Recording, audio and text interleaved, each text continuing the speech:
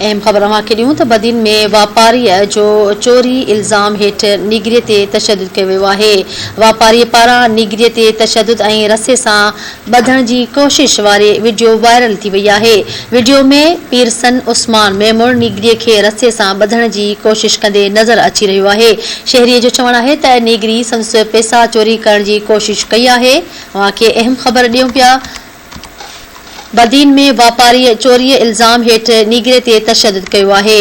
वापारी पारां निगरी ते तशदुद ऐं रसे सां ॿधण जी कोशिश वारी वीडियो वायरल थी वई आहे।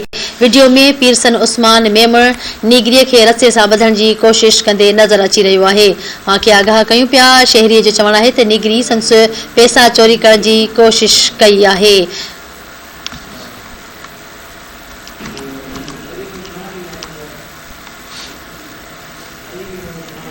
बदीन खां धरती टीवी न्यूज़ जो रिपोर्टर अली मोहम्मद शाहानी लाइन ते मौजूद है। जी अली मोहम्मद, ॿिया कहिड़ा तफ़सील आहिनि?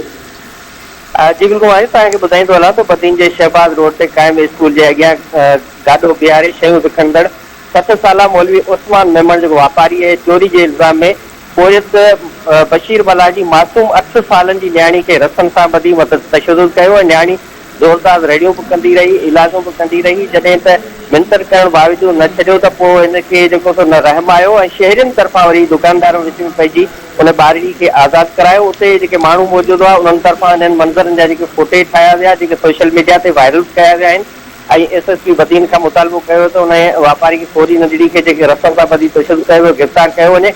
पर अञा ताईं इंसानी हुकूकनि वारी तंज़ीम तरफ़ां या ज़िले इंतज़ामिया तरफ़ां को बि नोटिस न वरितो वियो आहे। जी ठीकु आहे, वॾी महिरबानी तफ़सीलनि जे लाइ।